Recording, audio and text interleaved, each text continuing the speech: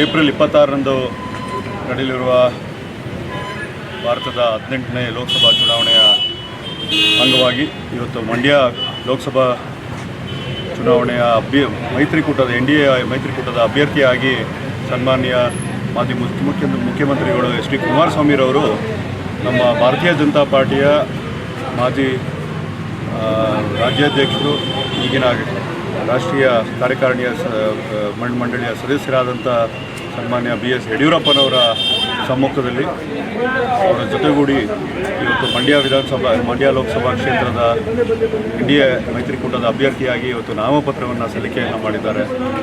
ಯಾರೂ ಕೂಡ ನಿರೀಕ್ಷೆ ಮಾಡಿರಲಿಲ್ಲ.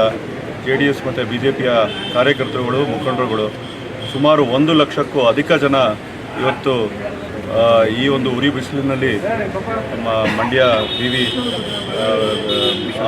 ಆವರಣದ ಮೈದಾನದಲ್ಲಿ ಬಂದು ಸ್ವಯಂ ಪ್ರೇರಿತರಾಗಿ ಆಶೀರ್ವಾದವನ್ನು ಮಾಡಿ ಇವತ್ತು ಕುಮಾರಸ್ವಾಮಿರವರು ಎಚ್ ಡಿ ಕುಮಾರಸ್ವಾಮಿರವರು ನಮ್ಮ ನಿರೀಕ್ಷೆ ಏನಂತ ಹೇಳಿದ್ರೆ ಸುಮಾರು 2.5ರಿಂದ 3 ಲಕ್ಷಕ್ಕೂ ಅಧಿಕ ಮತದ ಅಂತರದಿಂದ ಗೆಲ್ಲುವಂಥ ಗೆಲ್ಲಿಸ್ತೀವಿ ಅನ್ನೋ ಒಂದು ಭರವಸೆಯನ್ನು ಇವತ್ತು ಕೊಟ್ಟು ಹೋಗಿದ್ದಾರೆ. ಅವರ ಜೊತೆಗೂಡಿ ಇವತ್ತು ಮೈಸೂರಿನ ಲೋಕಸಭಾದ ಅಭ್ಯರ್ಥಿಯಾಗಿರುವಂಥ ಯದುವೀರ್ ಅವರು ಕೂಡ ಇವತ್ತು ಅವ್ರ ಜೊತೆ ಬಂದಿದ್ದಂಥದ್ದು. ನಮ್ಮ ಪಕ್ಷದ ಎಲ್ಲ ಹಿರಿಯ ಮುಖಂಡರುಗಳು, ಇವತ್ತು ಜಿಲ್ಲಾ ಮುಖಂಡರುಗಳು ಅವರೆಲ್ಲೂ ಕೂಡ ಬಂದು ಅವ್ರ ಜೊತೆಗೂಡಿ ನಾವೆಲ್ಲರೂ ಒಗ್ಗಟ್ಟಾಗಿದ್ದೀವಿ.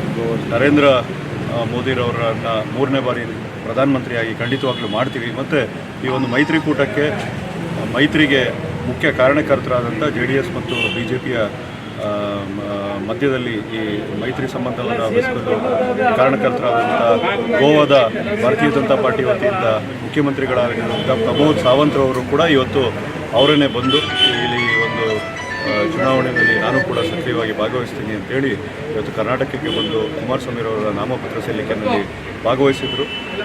ಲಕ್ಷಾಂತರ ಜನರನ್ನು ನೋಡಿ ನಿಜವಾಗ್ಲೂ ನಮಗೆಲ್ಲರಿಗೂ ಒಂದು ಹೊಸ ಸ್ಫೂರ್ತಿ ಚೈತನ್ಯ ಸಿಕ್ಕಿದೆ ಅಂತ ಹೇಳೋದಕ್ಕೆ ಈ ಸಂದರ್ಭದಲ್ಲಿ ಹೇಳೋದಕ್ಕೆ ಬಯಸ್ತೀನಿ. ಕುಮಾರಸ್ವಾಮಿರವರು ಮಂಡ್ಯ ಲೋಕಸಭಾದಿಂದ ಗೆದ್ದು ಕೇಂದ್ರದಲ್ಲಿ ಒಂದು ಅಧಿಕಾರವನ್ನು ಪಡೆದು ಈ ರಾಷ್ಟ್ರದ ಮತ್ತು ವಿಶೇಷವಾಗಿ ಮಂಡ್ಯದ ಜನರ ನೋವನ್ನು ನಿವಾರಣೆ ಮಾಡುವಂಥ ಶಕ್ತಿ ಆ ದೇವರು ಕೊಡಲಿ ಅಂತ ಹೇಳಿ ನಾನು ಭಾವಿಸ್ತೇನೆ.